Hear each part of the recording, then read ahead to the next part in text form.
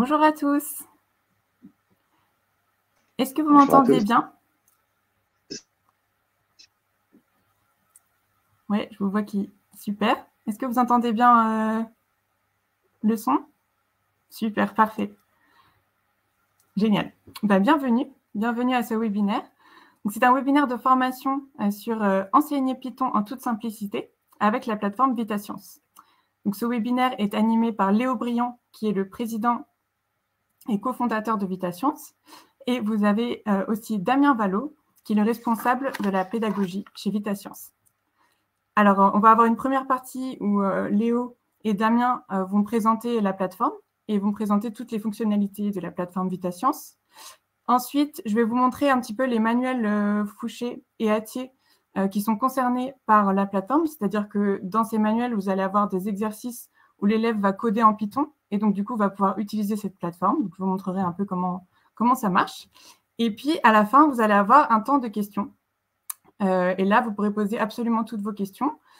Bien sûr, tout au long de la présentation, vous pouvez aussi poser vos questions dans l'onglet questions qui se trouve juste devant vous. Donc, n'hésitez pas à en poser tout au long de la présentation. Voilà, sur ce, je vous souhaite un très bon webinaire et je passe la parole aux intervenants. Bonjour à tous. Donc, je crois que vous devriez voir mon écran actuellement. Est-ce que c'est le cas en arrière-plan? Oui, parfait, je vous remercie. Oui. Donc, moi, je m'appelle Léo Briand et je suis accompagné, comme l'a dit Marie, par Damien, qui se trouve actuellement dans le chat, dans la discussion, et qui pourra répondre à vos questions quand moi, je ne pourrai pas le faire s'il y en a trop. En tout cas, n'hésitez pas à tout moment à poser vos questions, je serai vraiment ravi d'y répondre. Donc, moi, je m'appelle Léo, je suis le fondateur de VitaScience. C'est une plateforme en ligne pour l'enseignement de la programmation scolaire qui vise avant tout la simplicité. L'objectif, c'est de finalement donner accès à des outils très simples, à la fois pour les élèves et les enseignants, via la plateforme. Donc, je vais vous présenter un petit peu cette plateforme, quelle est son interaction avec, avec Python et puis aussi les autres cas d'usage de la programmation qu'on peut retrouver. Et n'hésitez pas à poser vos questions pendant la discussion. Donc, pour commencer, il faut savoir que l'outil qu'on propose, il est intégralement en ligne. Donc, pour y accéder, il faut que vous rentriez dans votre moteur de recherche favori, VitaScience, tout simplement. Ça s'écrit avec 2 T. Et vous allez retrouver la plateforme en ligne.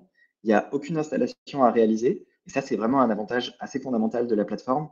Puisqu'il faut savoir que pour Python, habituellement, il faut installer beaucoup de dépendances, donc que ce soit des librairies, des bibliothèques, qui vont s'installer sur l'ordinateur et ce qui peut se complexifier la mise en œuvre.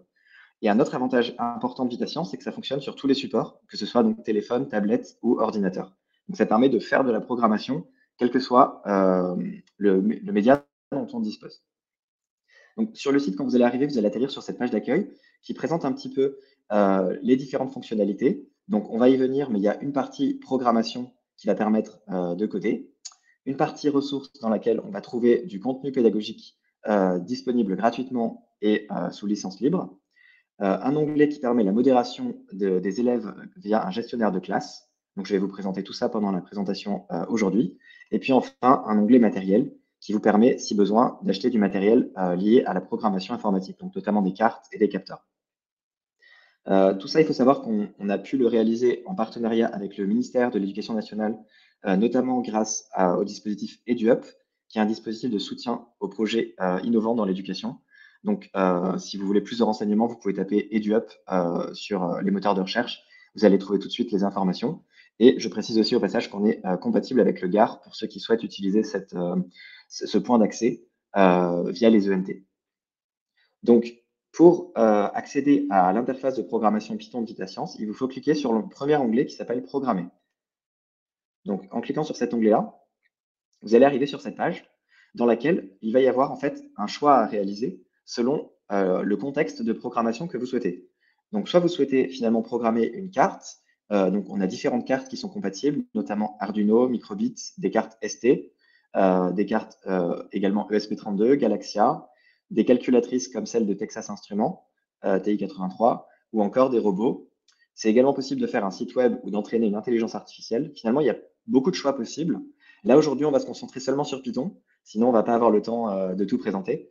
Mais bien sûr, si vous avez des questions, n'hésitez pas, je pourrai également répondre pour les autres aspects. Donc, le point commun de toutes ces interfaces, La première chose, c'est que vous allez avoir la possibilité de programmer soit en bloc, soit en code directement, ce qu'on appelle le code textuel. Donc, pour ceux qui ne connaissent pas bien, les blocs, c'est quelque chose qui est abordé au collège, parfois même en primaire. Et il y a parfois une épreuve du brevet qui est réalisée sur ces blocs. L'interface la plus connue pour réaliser de la programmation par bloc, c'est Scratch, qui est vu beaucoup au collège. Mais donc, dans VitaScience, vous avez aussi des blocs, comme sur Scratch, qui peuvent permettre de programmer. Et pour les élèves de lycée, l'intérêt, c'est qu'on va pouvoir réaliser une transition assez douce entre ce qu'ils ont vu au collège et ce qu'ils vont apprendre au lycée. Et ensuite, bien sûr, on a la possibilité de coder en code textuel, donc avec des lettres, pour réaliser un programme. Comme je l'ai dit, c'est flexible, ça ne s'installe pas, donc ça peut fonctionner sur ordinateur, tablette et smartphone avec des mises à jour automatiques. Ça peut s'intégrer dans des sites externes, ça je pourrais vous montrer si ça vous intéresse, comment intégrer ça dans votre site, par exemple, académique ou dans le site de votre établissement ou encore dans un LMS comme Tactileo, par exemple, ou d'autres outils que vous utilisez dans le quotidien. C'est sécurisé, notamment via l'accès gare. On a fait un effort important sur l'accessibilité, je vous montrerai ça tout à l'heure, et c'est totalement gratuit pour la partie programmée et la partie ressources. Le modèle économique, je vous en parlerai tout à l'heure, il concerne seulement la partie classe et matériel, donc les deux derniers onglets du site. Alors, je regarde actuellement, s'il y a une première question, donc j'ai regardé de Madame Dacheux. Pour le Gard, le passage par l'ENT pour les élèves demande de référence 10. Donc, effectivement, c'est normal que vous n'ayez rien dans votre lycée, puisqu'il faut demander d'abord la création pour que vous puissiez ensuite avoir l'accès Gard dans votre établissement. Donc, on a une formule gratuite et une formule payante, et je pourrais préciser ça tout à l'heure pour ceux qui souhaitent bénéficier de l'accès Gard à VitaScience. Donc, la première chose que je voulais vous montrer, c'est l'interface Python. Donc, pour ça, vous avez juste à cliquer sur Python. Donc, si je récapitule, d'abord, vous allez sur vitascience.fr ou .com, c'est pareil. Vous allez sur l'onglet Programmer et ensuite, vous cliquez sur Python. Donc, sinon, vous pouvez aller directement sur cette page-là en tapant dans la barre d'adresse vitascience.com/Python. Ça vous amène directement ici. Donc, sur cette page, quand on arrive de base, en général, on est dans la vue qu'on appelle hybride. C'est la vue qui est ici, qui permet à la fois d'avoir les blocs de programmation et puis également le code textuel. Donc, les blocs de programmation vont permettre de réaliser un programme très facilement. Par exemple, répéter 10 fois, dire bonjour. Là, ça a généré automatiquement le code correspondant en Python, qu'on peut ensuite exécuter. Et donc là, ça affiche la fenêtre d'exécution sur le côté. Mais on peut aussi très bien se dire qu'on va directement modifier le code en mode code directement. Et donc là, on va pouvoir éditer le code comme on le souhaite. Et donc, par exemple, si j'écris hello, on va pouvoir exécuter et ça va directement exécuter le code. Donc finalement, on peut s'en servir soit en mode purement textuel comme ici, soit en mode hybride avec le textuel et le visuel dans le mode qu'on a vu précédemment. Les deux sont possibles. Le bouton d'exécution se trouve au centre. Et ensuite, pour vous présenter rapidement les autres options de l'interface, vous pouvez créer un nouveau projet, ce qui va vous proposer de créer un nouveau projet et lui donner un nom. Vous pouvez aussi ouvrir un projet existant. Donc, une fois que vous avez un compte, en fait, là pour l'instant, je ne suis pas connecté. Donc, vous pouvez déjà, sans être connecté, réaliser des programmes. L'interface est entièrement utilisable. Si vous êtes connecté, vous allez pouvoir en plus sauvegarder vos projets dans le cloud, donc sur Internet, et ensuite en bénéficier et partager avec un simple lien. Donc, je vais vous faire la démonstration de ça tout de suite. Imaginons que je souhaite réaliser un programme avec une fonction. Donc, je vais créer une fonction que je vais appeler f, par exemple, avec une variable x en entrée. Si je le souhaite, je peux réaliser une fonction qui va renvoyer la variable x multipliée par 2. Voilà, donc là, c'est juste une fonction. Je peux exécuter ce programme. Et ensuite, si je le souhaite, je peux lancer l'exécution de ce programme directement dans l'espace qui se trouve dans la console ici. Donc là, j'ai lancé f de 3 et on voit que ça renvoie 6. Donc si j'ai envie de partager ce projet avec vous, par exemple, je peux cliquer sur le bouton de sauvegarde qui se trouve ici. Et donc là, j'ai deux options. Soit je télécharge sur l'ordinateur, et ça va me générer un fichier Python.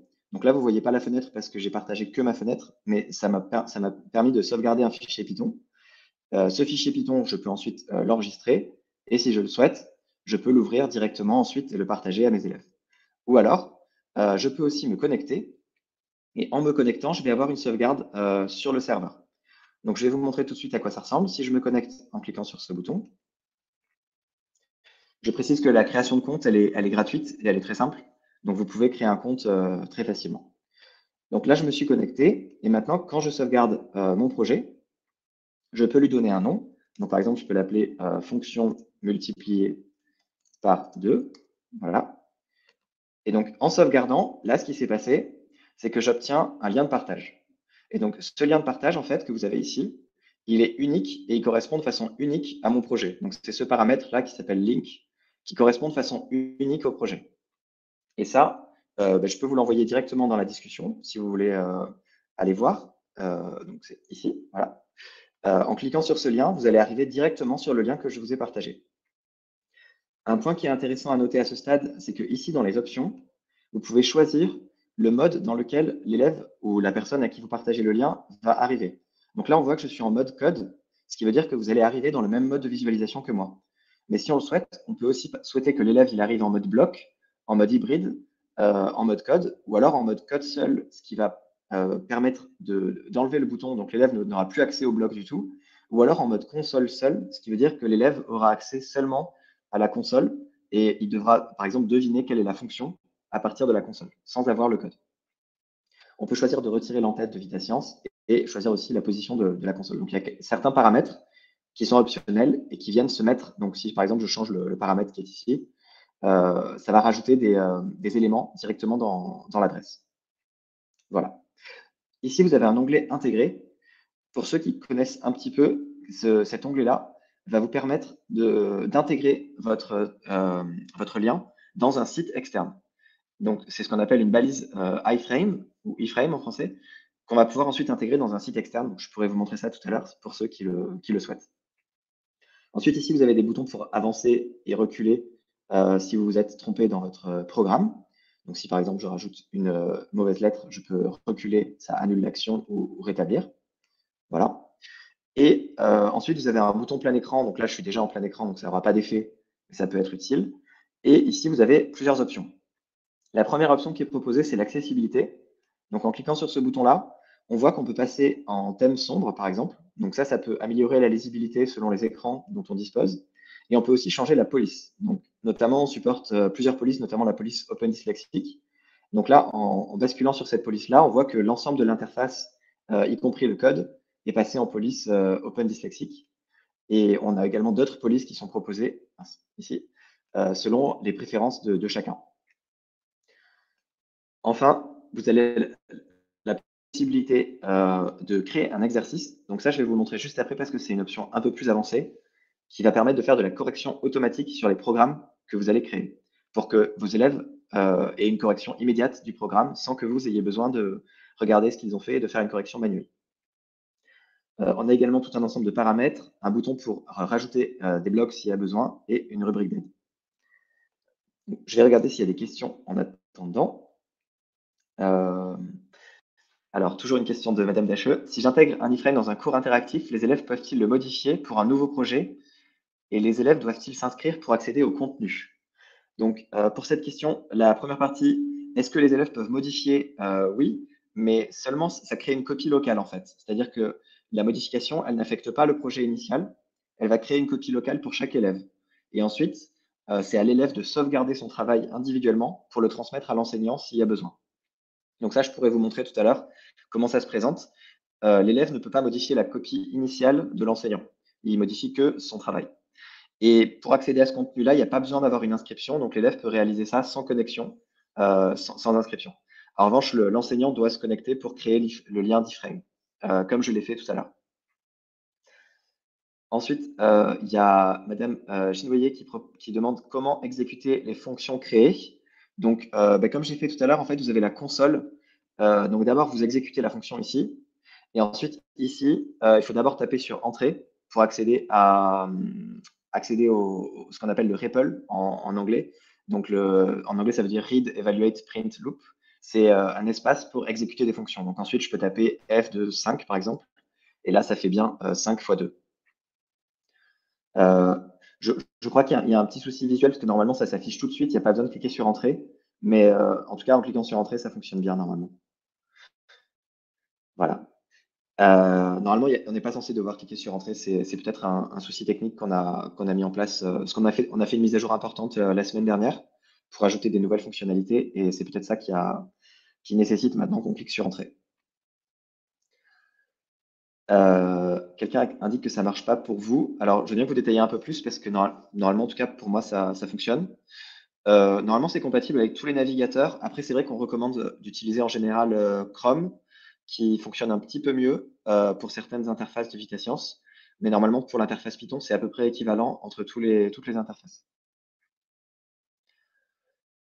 Alors, en appuyant sur exécuter, il ne se passe rien. Alors, ça, c'est parce que vous avez créé une fonction. Et d'abord, la fonction, quand vous l'exécutez, en fait, il n'y a pas de print. Si par exemple, vous mettez, donc je vais modifier un tout petit peu mon code. Si vous mettez en dessous print de f de 6, voilà, et bien là, en exécutant, ça va automatiquement lancer l'exécution de la fonction. Et donc là, en exécutant, vous allez avoir tout de suite le résultat.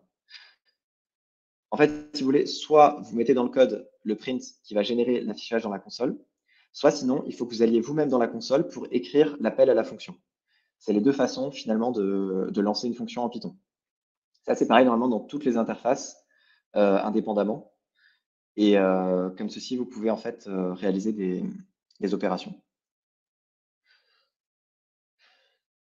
Est-ce que vous pouvez essayer avec la méthodologie que je viens de montrer pour voir si vous avez bien le résultat indiqué?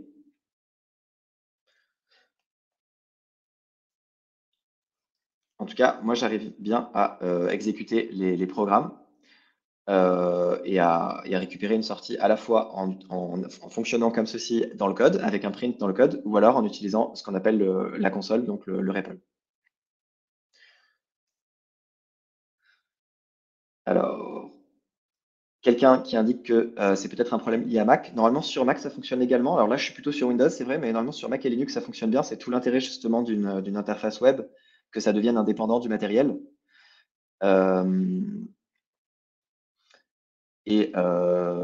Ok, bon. Ça marche avec Print, d'accord.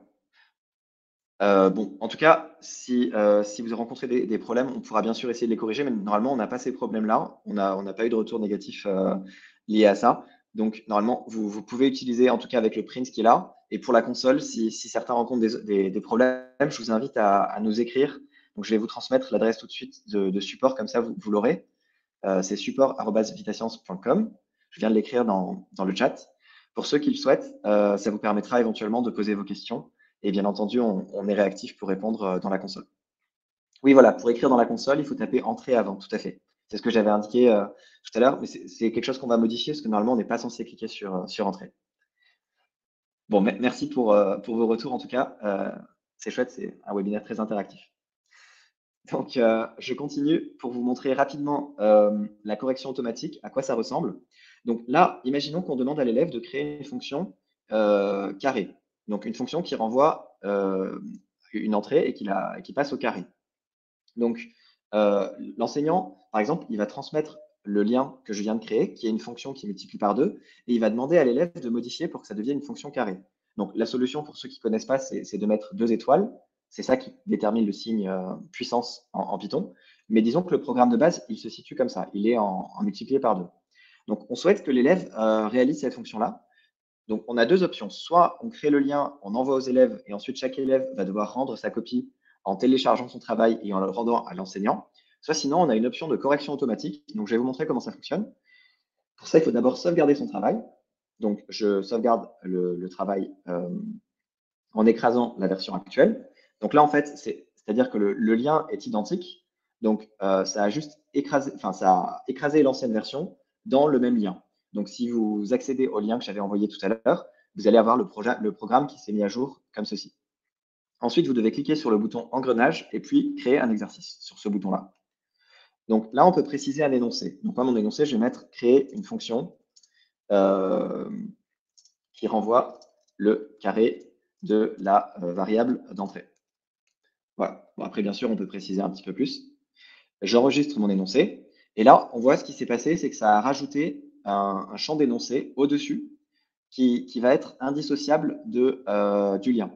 Donc, quand vous allez ouvrir maintenant le lien de VitaScience, ça va vous ouvrir aussi la console avec la consigne au-dessus, ce qui permettra à l'élève de réaliser le travail. Donc, ce n'est pas quelque chose qui est obligatoire, mais ça peut être pratique. Et ensuite, on va pouvoir créer avec le bouton autocorrection qui se trouve ici et accéder à cette petite fenêtre. Donc là, on doit d'abord donner le nom de la fonction. Moi, elle s'appelle f, ma fonction. Ensuite, on peut donner un lien vers une solution et un mot secret qui va débloquer la solution, mais ça, c'est des paramètres optionnels, donc moi, je ne vais pas les donner. Et ensuite, on va rajouter un test. Donc moi, je vais rajouter un premier test. Vous allez voir, c'est assez facile à comprendre. Le premier test, je vais mettre 2, et la sortie, je vais mettre 4, puisque 2 au carré, ça fait 4. Et ensuite, je vais mettre un indice. Ici, on teste 2 au carré égale 4. Ensuite, je vais rajouter un nouveau test que cette fois-ci, je vais tester par exemple 3 au carré doit nous renvoyer 9. Voilà, donc je vais faire juste 2 tests. Là, c'est 3 au carré égale 9. Voilà. Et je sauvegarde mon test. Donc là, ce qui s'est passé, c'est qu'il y a un nouveau bouton qui vient d'apparaître. C'est le bouton valider qui n'était pas présent tout à l'heure. Donc le bouton exécuter fait toujours la même chose. Il exécute la fonction. Et le bouton valider, quand on clique dessus, en fait, il lance la batterie de tests qu'on a programmée. Donc là, on voit que le premier test, il est validé parce qu'en fait, 2 au carré, ça fait 4, mais 2 fois 2, ça fait aussi 4. Donc ma fonction actuelle, elle valide le premier test. Par contre, elle ne valide pas le deuxième test. Donc bien sûr, c'est à vous d'écrire des indices ensuite qui sont parlants pour les élèves. Et du coup, on voit que le programme ne valide pas un test sur les deux. Et on peut bien sûr en mettre autant qu'on veut, des tests, on peut en mettre 1, 2, 3, 4, 5, 6, autant qu'on veut. Donc ça demande un petit peu de temps à l'enseignant pour paramétrer ces tests. En revanche, c'est très très efficace une fois que c'est fait, puisque l'enseignant peut partager ça à ses élèves, et chaque élève va pouvoir réaliser les programmes et avoir un retour vraiment en temps réel. Donc là maintenant, si par exemple je mets la fonction carré en modifiant ici, en rajoutant une deuxième étoile, quand j'exécute mon programme, on voit que 6 puissance 6, au carré, pardon, ça va bien faire 36. Donc l'élève, il peut tester par exemple en appelant la fonction plusieurs fois. Donc je peux tester avec 6, avec 7 et avec 8 par exemple. Voilà, je peux faire 3 tests à la suite. Donc là, on voit que la fonction, a priori, elle correspond bien en exécution. Et maintenant, en cliquant sur valider, et bien là, on voit que l'élève va avoir tout de suite le résultat qui est bravo, vous avez réussi tous les tests. Donc ça, c'est une fonction de correction automatique qui simplifie grandement le travail de l'enseignant et qui fait gagner du temps finalement. Alors, je vais regarder s'il y a des questions avant de passer à la suite. Je ne comprends pas pourquoi le test 2 ne fonctionne pas. Alors, il ne fonctionnait pas le test 2 parce que j'avais mis une fonction x multipliée par 2, alors que la consigne, c'était x au carré. C'est pour ça que ça marchait pour 2 fois 2 égale 4, mais ça ne marchait pas pour 3 fois 2 égale 6, alors que c'était censé tomber sur 9. Voilà, c'est pour cette raison que ça ne fonctionnait pas le deuxième test. Au niveau des fonctionnalités, est-ce qu'on peut créer des tableaux, tracer des courbes? Donc, c'est la partie suivante de ma présentation. Je n'ai pas l'impression qu'il y ait de questions supplémentaires sur la correction automatique. En tout cas, je vous invite à tester. C'est un outil qui est gratuit. Tout ce que je viens de montrer là, vous pouvez le faire avec un compte gratuit. Vous avez juste à créer un compte. Donc, maintenant, pour les fonctionnalités un peu plus avancées, puisque là, on a juste fait des calculs et des fonctions, on va pouvoir créer effectivement des tableaux et des graphes. Donc, pour ça, pour aller un peu plus vite, je vais passer en mode hybride, ce qui va nous permettre d'accéder aux fonctionnalités qui sont là. Donc, par exemple, si vous ne vous souvenez pas exactement comment tracer un graphe, eh bien, vous allez pouvoir prendre le bloc, tracer le graphe, le positionner ici. Et là, on voit que ça a fait automatiquement les imports de Matplotlib, de NumPy, et ça a instancié toutes les fonctionnalités dont on a besoin. Et donc là, quand j'exécute, ça va générer une fonction sinus. Alors après, bien sûr, là, c'est parce que j'ai mis en exemple un sinus, mais on peut mettre absolument ce qu'on veut ici. Donc les abscisses, j'ai mis un tableau de 0 à 10 avec 100 valeurs. Et leurs données, on peut mettre absolument ce qu'on veut. Dans la catégorie NumPy, on a énormément de possibilités qui permettent de réaliser des tableaux de différentes dimensions et avec différents éléments. Donc finalement, ça permet de tracer des graphiques. C'est quelque chose qui s'adapte à la taille de l'écran également et qui vous permet donc de tracer des graphiques. Bien sûr, tout ce que je montre là, pour aller plus vite, je l'ai montré en bloc, mais on peut très bien le faire en Python, ça revient exactement au même. Et l'intérêt de Vitatian, c'est aussi de permettre cette interaction entre le mode hybride, le mode Python, qu'on peut utiliser finalement un petit peu comme une bibliothèque de code Python à utiliser quand on a besoin, quand on a un petit trou de mémoire pour savoir comment ça s'écrit telle ou telle fonctionnalité.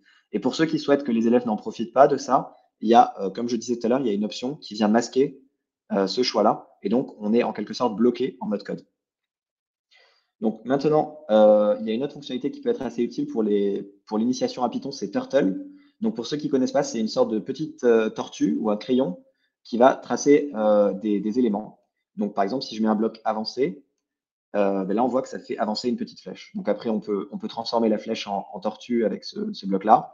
Et imaginons, si je veux faire un tout petit programme, on peut faire dessiner un cercle, avancer, dessiner un autre cercle. Et si j'exécute ce programme-là, vous allez voir une petite tortue qui trace un schéma. Je sais qu'il y a beaucoup d'enseignants qui aiment bien tracer des fractales ou des éléments géométriques un peu poussés grâce à ça. Ça peut être des activités intéressantes. Et donc là, à chaque fois, vous avez la possibilité de le faire soit en bloc, soit en langage Python. Pour ceux qui utilisent des fonctionnalités encore plus avancées, sachez que c'est aussi possible. Et voilà, a priori, l'éditeur est vraiment fonctionnel avec l'ensemble des fonctionnalités du langage Python. Donc, si quelqu'un a des questions, bien sûr, précises, j'hésiterai pas à y répondre, mais voilà, je m'adapte à vos questions. Je crois qu'on a fait un petit peu le tour des fonctionnalités de l'interface elle-même. Est-ce que vous avez des questions sur le fonctionnement, la mécanique ou tout ça? Je vais vous laisser un petit peu de temps pour les poser, ces questions-là. Là, je vois qu'il n'y en a pas tout de suite. Alors, je vais vous montrer deux fonctionnalités qui ne sont pas encore en ligne, mais qui vont arriver bientôt et qui peuvent vous montrer un petit peu la suite qu'on prévoit. Donc, la première, en fait, c'est que quand vous éditez le code Python, pour l'instant, il n'y a pas de retour en bloc. C'est-à-dire que la traduction, elle se fait seulement dans un sens. Vous ne pouvez pas passer d'un sens à l'autre. Donc, là-dessus, on est en train de travailler sur un nouvel élément qui est disponible. Alors, attendez une seconde, je repasse comme ça. Ici, voilà. Donc, ici, on est en train de travailler sur une interface. Pour l'instant, ça, c'est vraiment un démonstrateur qui va permettre, en fait, quand vous tapez le code Python, de générer automatiquement les blocs. Donc, par exemple, ici, là, si je m'amuse à modifier le code Python, vous voyez que ça génère, en fait, des blocs en temps réel sur le côté. Donc, ça permet, en fait, finalement, de directement modifier le programme. Donc, je ne sais pas s'il y a des questions là-dessus, mais l'intérêt principal, c'est donc de permettre aux élèves de mieux se repérer entre ce qu'ils ont vu au collège, qui est normalement sur la partie droite, et ce qu'ils vont voir au lycée, qui est la partie Python. Et donc, on pense que si on a une traduction qui se fait dans les deux sens, ça permettra à l'élève de plus facilement s'y retrouver, de faire des allers-retours et de comprendre le lien qu'il y a entre les deux. Puisqu'on constate qu'il y a quand même beaucoup d'élèves qui s'y retrouvent plus facilement dans les blocs que dans le code Python, ce qui est assez naturel. Même s'il y a d'autres élèves qui préfèrent le code Python. Voilà, ça, c'est les différentes préférences. En tout cas, l'objectif de Vitation, c'est de simplifier l'enseignement de la programmation. Donc, grâce à ça, on pense qu'on peut simplifier cet apprentissage. Alors, je vois qu'il y a quelqu'un qui a une question entre-temps. Vous avez dit que l'élève devait avoir, je n'ai pas bien saisi ce que vous vouliez dire. Alors, l'élève, il a accès à tout ce que je viens de montrer. Si on le souhaite, on peut choisir le mode dans lequel l'élève va se positionner. Donc, si on le souhaite, on peut faire en sorte que l'élève ne voit pas les blocs. Voilà, c'est ça que je voulais dire. Il y a certains enseignants qui considèrent que les blocs sont néfastes à l'apprentissage de la programmation. Nous, on se prononce pas là-dessus. C'est-à-dire que selon la pédagogie, il y en a qui pensent qu'il faut vraiment aller dans le tout Python et que les blocs, finalement, sont un frein à l'apprentissage, et d'autres qui pensent que les blocs sont plutôt un avantage. Donc, nous, on permet de faire les deux. Et il y a une option qui vous permet de choisir en fait si vos élèves peuvent voir les blocs ou pas. C'est ça que je voulais dire. N'hésitez pas à repréciser la question si j'ai pas compris. Alors, comment on apporte un élément de programme donné dans un livre entier? Donc ça, c'est justement la deuxième partie. C'est Marie qui va présenter ça juste après. Mais vous allez voir, c'est très facile parce qu'il y a une page dédiée dans laquelle vous allez retrouver tous les exercices des manuels Atier directement accessibles avec VitaScience. Donc ça va être présenté juste après. Pourquoi, après avoir tapé un code, j'ai ce message, votre code nécessite un serveur distant? Alors ça, c'est quelque chose qui arrive quand vous avez un code qui est un peu avancé, puisqu'en fait, on est obligé d'utiliser un serveur distant pour exécuter votre code. Autrement, on essaie d'exécuter sur votre machine en local.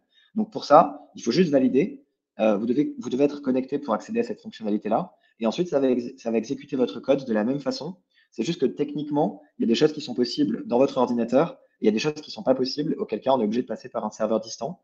Mais ça ne change pas le fonctionnement de l'interface elle-même. C'est juste de la mécanique côté VitaScience. Alors, ça peut marcher sur un iPad. Normalement, oui. Visiblement, vous semblez indiquer que vous avez un souci avec la fonction print. C'est étonnant. Normalement, ça fonctionne bien. Après, si besoin, je vous invite à nous envoyer un message sur la boîte support et on sera ravis de répondre. Mais en tout cas, normalement, ça fonctionne bien sur les tablettes et même sur les téléphones. Alors, je n'arrive pas à écrire ou à effacer une ligne. Alors, pour ça, il faut que vous cliquiez sur le bouton qui se trouve. Alors là, peut-être que vous êtes en mode hybride, c'est peut-être pour ça que vous n'arrivez pas à écrire. Si vous voulez écrire, il faut aller directement dans le mode ici, qui est le mode code. Et là, vous allez pouvoir écrire librement ce que vous voulez. Je vous laisse m'indiquer si vous arrivez bien à écrire. Est-ce qu'on peut importer des programmes et du Python? Alors oui, absolument. Vous pouvez en fait sur du Python télécharger votre programme en format Python. Donc c'est un .py.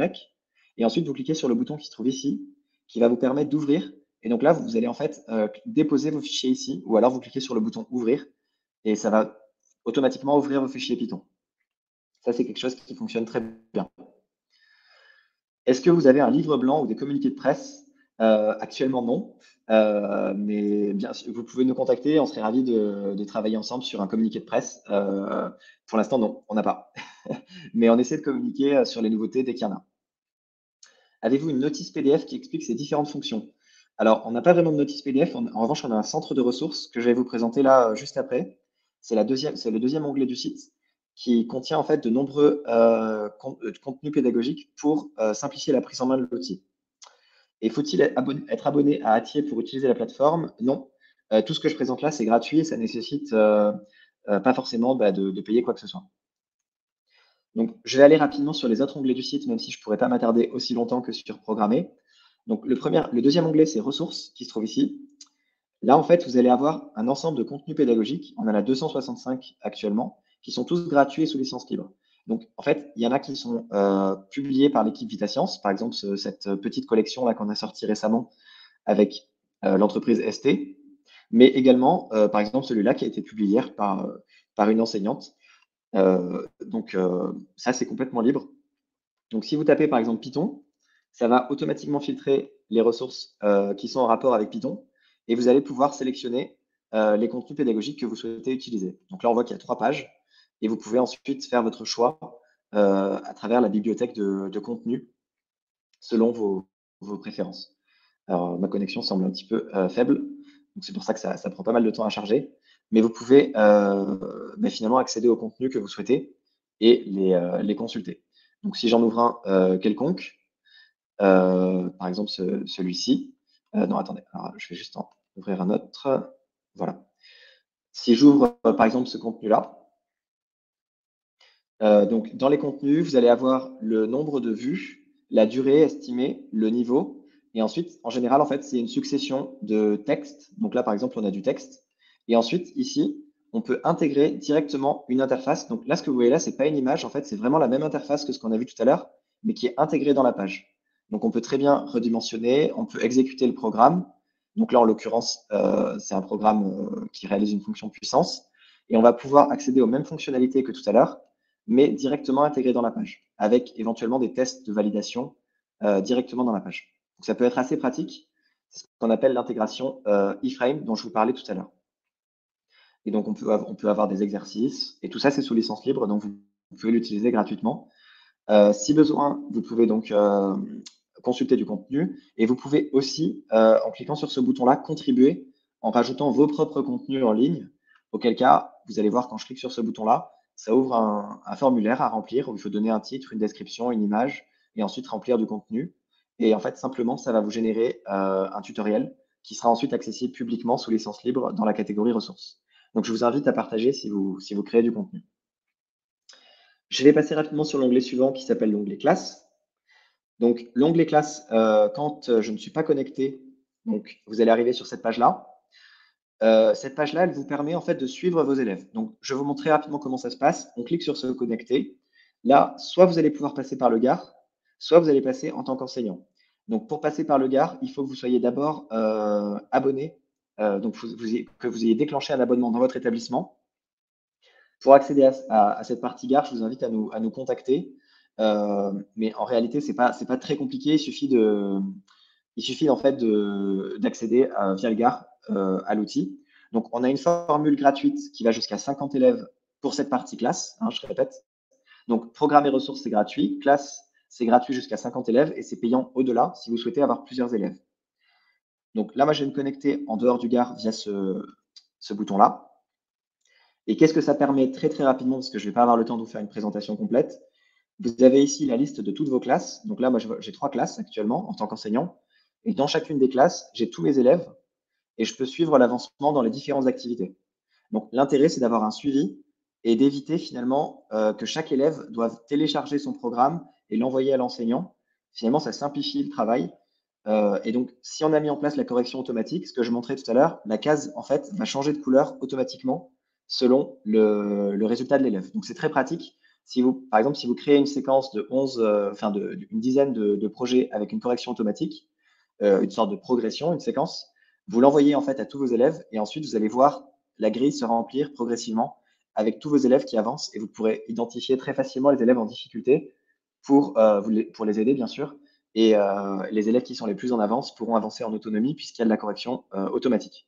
Donc finalement, c'est un outil qui permet de simplifier l'utilisation, mais ce n'est pas quelque chose qui est absolument obligatoire pour utiliser VitaScience. Vous pouvez très bien l'utiliser sans ça. Ensuite, il y a un onglet Bac à sable pour s'entraîner et un onglet Mes activités où en fait, on peut retrouver toutes les activités que j'ai créées et on a également la banque de ressources donc, où en fait, on peut récupérer les contenus de la partie ressources que je montrais tout à l'heure pour les transmettre à nos élèves. Et côté élève, donc là, je passe en mode élève pour visualiser. Voilà, donc là, ça, c'est l'interface côté élève. L'élève, en fait, il a accès à toutes les activités qu'on lui a attribuées. Donc là, on voit qu'il n'a pas de travail à réaliser, l'élève, et il peut consulter tous les travaux qui sont terminés, ceux qui sont en attente de correction. Il peut demander de l'aide à son enseignant, et voilà, c'est à peu près tout. Donc c'est un outil très simple pour faciliter la liaison entre l'enseignant et l'élève dans le contexte de la programmation. Et enfin, on a un onglet matériel qui se trouve ici et qui permet donc pour ceux qui le souhaitent d'acheter du matériel. Donc on peut très bien programmer sans matériel en Python, mais on peut aussi s'amuser à programmer par exemple une carte Microbit ou une carte Raspberry, ce qui permet de donner un aspect un peu plus concret pour certains élèves à la programmation. Donc ça, c'est quelque chose qui est complètement optionnel, mais on a un catalogue de 200 et quelques produits qui sont accessibles pour ceux qui souhaitent, par exemple, faire découvrir la programmation avec un petit robot ou des choses comme ça. Donc là, pareil, si vous souhaitez mettre en place ce genre d'activité, vous pouvez cliquer sur le produit et ensuite, vous allez avoir directement un ensemble de ressources associées, clés en main, pour prendre en main le produit associé. Voilà. Oula, j'ai raté pas mal de questions. Donc, ma présentation est plus ou moins terminée. Je vais juste essayer de répondre très rapidement aux questions et ensuite, je laisse la main à Marie. Donc, oui, Damien précise qu'il y a une séquence Python qui est en train d'être finalisée. Il y aura 17 ressources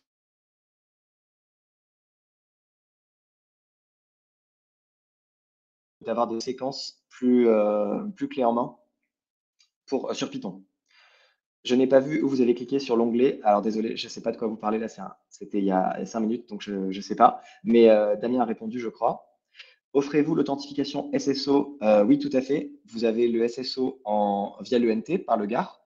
Et puis, on a aussi le SSO avec d'autres plateformes comme Tactileo, Moodle ou encore d'autres plateformes. On peut y accéder directement en SSO. Si vous voulez plus de détails, je vous invite à nous contacter parce que c'est un peu technique et je n'ai pas envie de perdre tout le monde.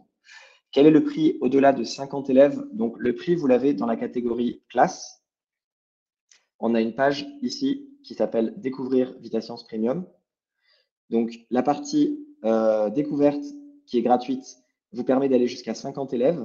Et ensuite, on a une partie payante qui coûte 149 € par an, qui vous permet d'avoir jusqu'à 400 élèves. Normalement, tous les enseignants en France ont moins de 400 élèves. Et on a une formule par abonnement. Alors, je précise que si vous êtes dans les régions Grand Est ou dans un des territoires TNE, les 12 départements TNE, vous avez l'abonnement qui est pris en charge gratuitement.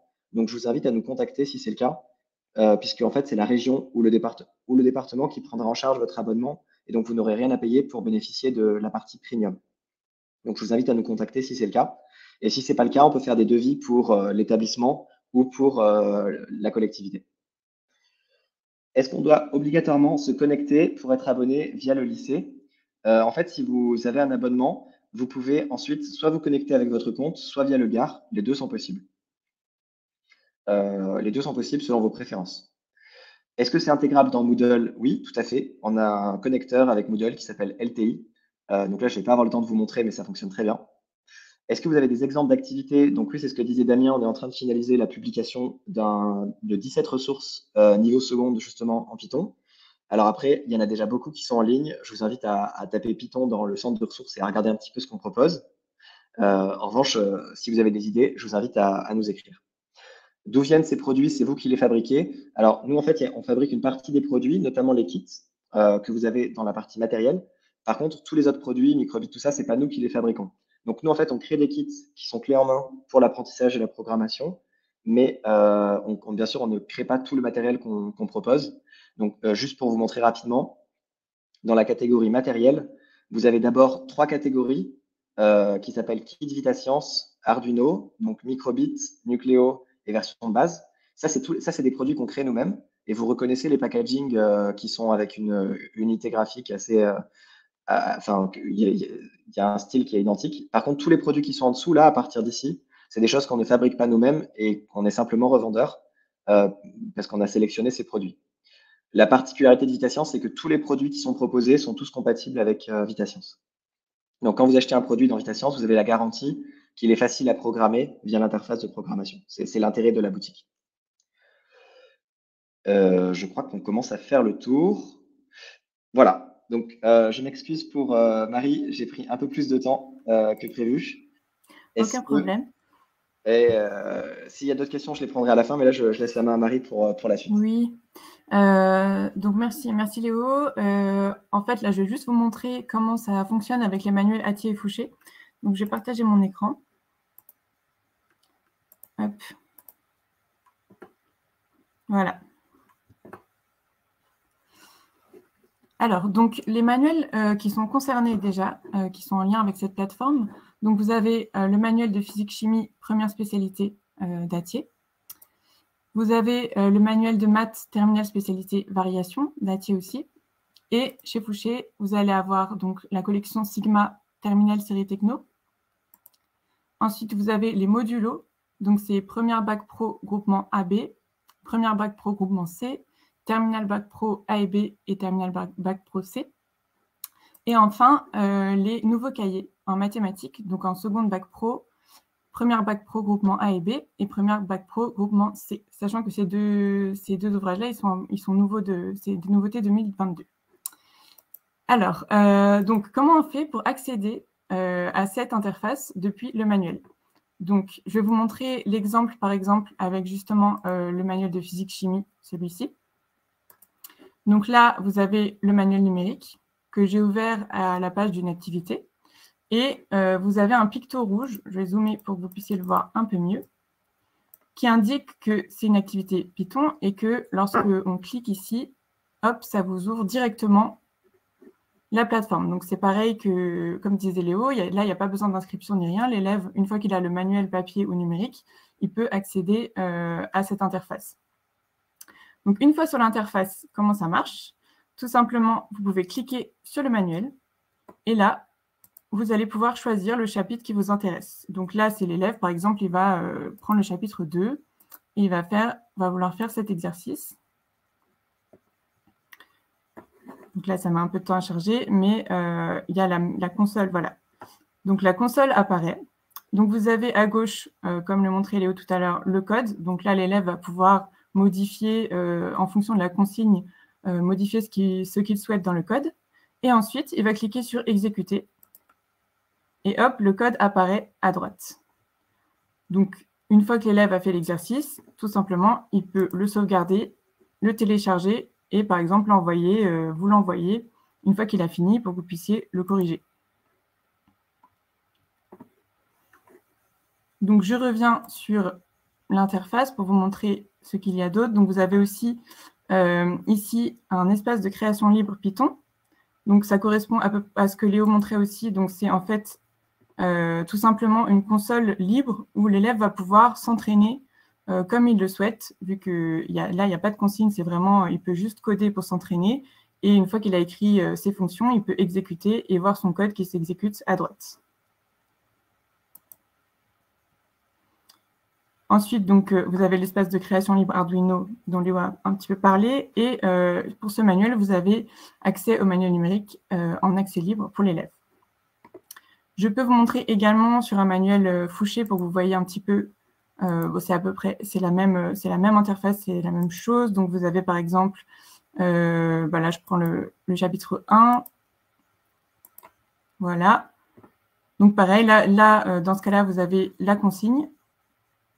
Donc, l'élève peut lire la consigne et ensuite, il peut suivre la consigne, donc calculer la moyenne des masses, écrire son programme, l'exécuter et le programme va apparaître à droite.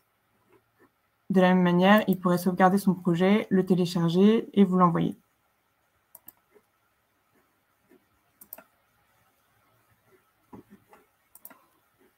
Donc, voilà à peu près comment ça se présente. N'hésitez pas si vous avez des questions ou si Léo, tu veux rajouter quelque chose par rapport à ce que j'ai présenté. Je précise juste que les exercices qu'on propose dans le cadre de ce partenariat sont plutôt pour des manuels de lycée. C'est pour ça qu'on a fait le choix que l'élève arrive en mode Python, en mode textuel. Donc, il n'y a pas accès au bloc. Donc, voilà, c'est un choix éditorial. Mais bien entendu, pour ceux qui le souhaitent, vous pouvez simplement copier le code et le placer dans une interface avec des blocs pour ceux qui préfèrent l'accès par bloc. Donc là, il s'agit plus de manuels de lycée. C'est pour ça qu'on a fait ce choix-là. Donc, dans le chat, là, on vous a mis tous les liens vers les différents manuels Atier et Fouché, les liens directs vers VitaScience, afin que vous puissiez regarder et explorer directement.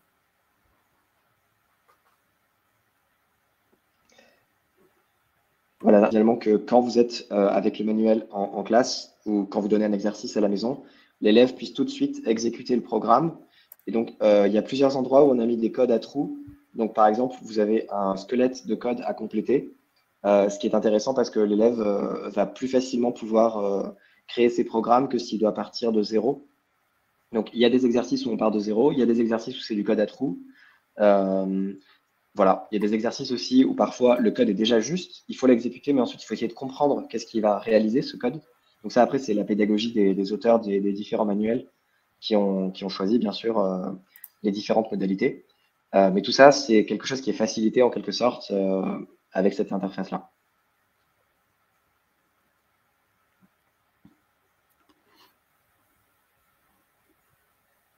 Donc, si vous avez d'autres questions, n'hésitez pas. Je vois que Damien continue à répondre. Je regarde s'il y a des questions qui me concernent.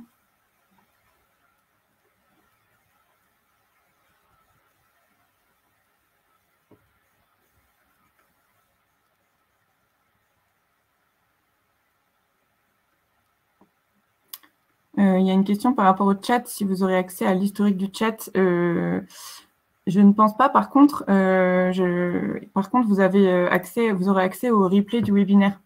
Donc, en fait, une fois le webinaire terminé, vous allez recevoir un email. Et dans cet email, il y aura le lien vers le replay. Donc, vous pourrez bien sûr le re-regarder si vous voulez revoir ou si vous voulez avoir d'autres informations.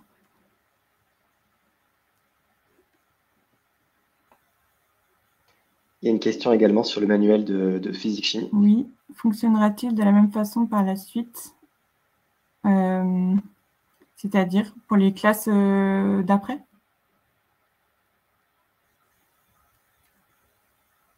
Je suis pas sûr d'avoir bien compris la question. Je veux bien une petite précision.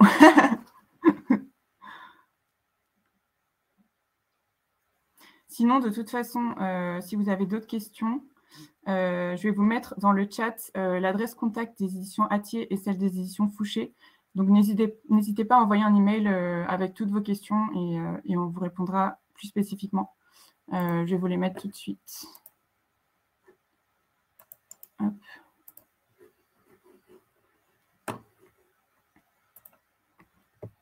Voilà.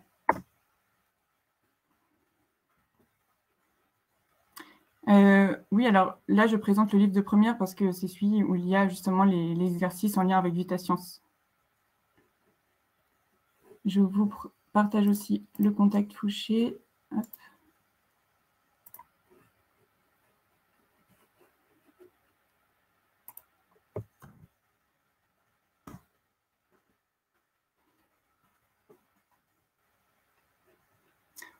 Est-ce que vous avez des dernières questions?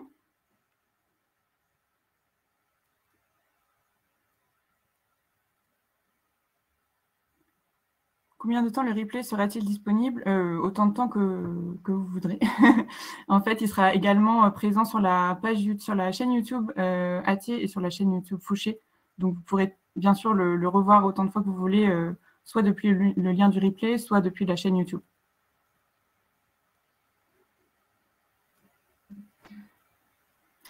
Merci beaucoup pour vos retours. Oui, vas-y, Léo.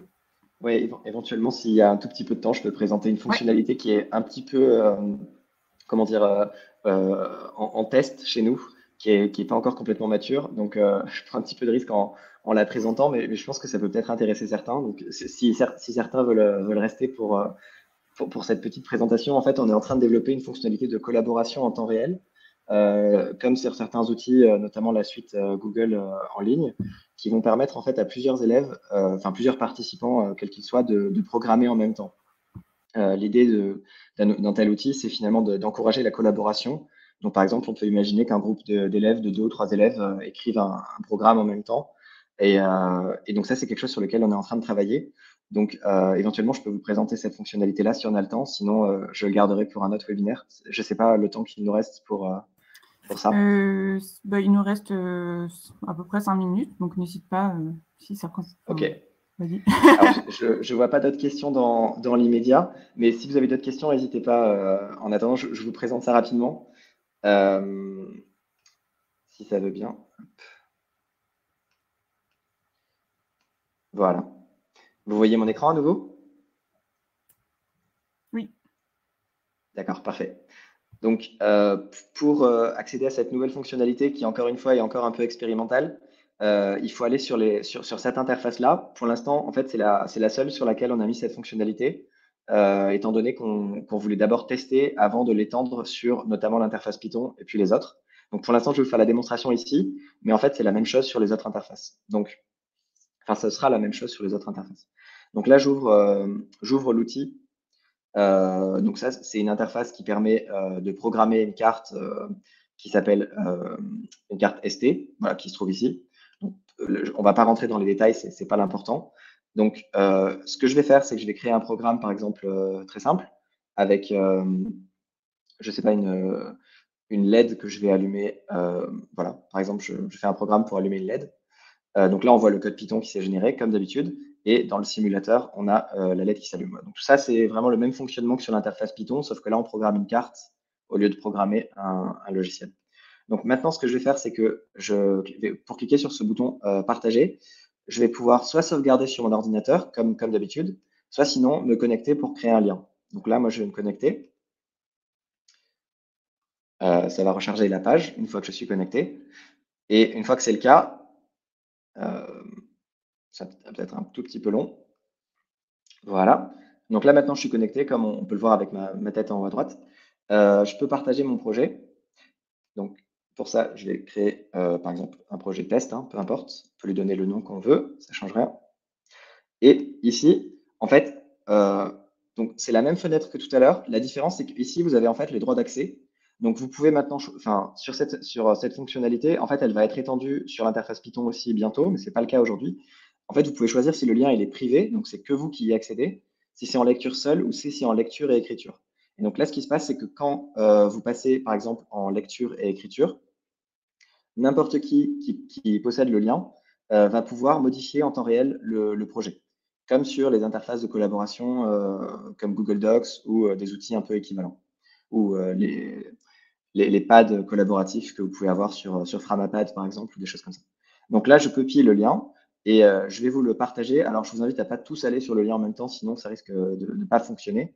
En revanche, je pense qu'on peut essayer, pour ceux qui le souhaitent.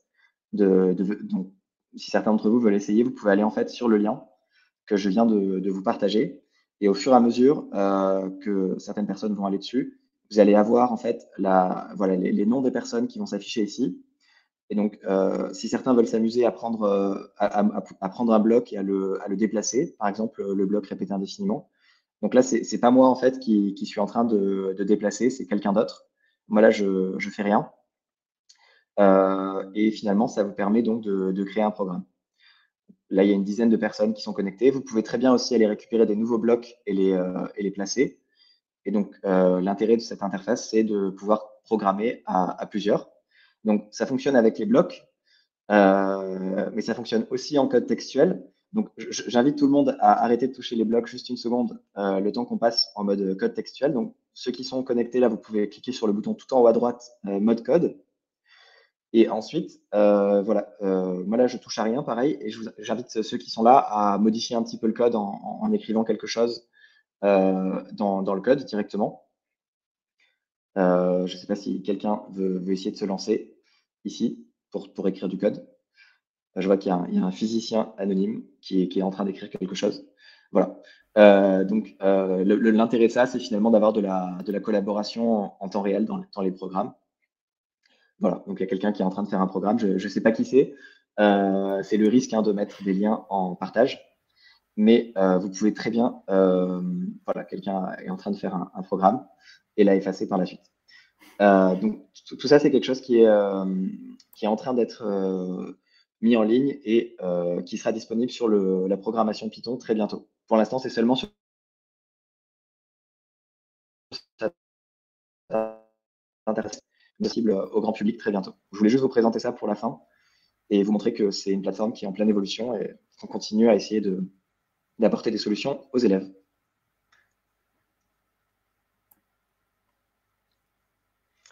Alors, quelqu'un dit, j'ai pas effacé, c'est parti. Alors oui, c'est vrai que comme il y a plusieurs personnes qui se connectent en même temps, il peut arriver que quelqu'un ait supprimé en fait votre travail. Donc du coup, si quelqu'un d'autre supprime, ça affecte directement votre programme.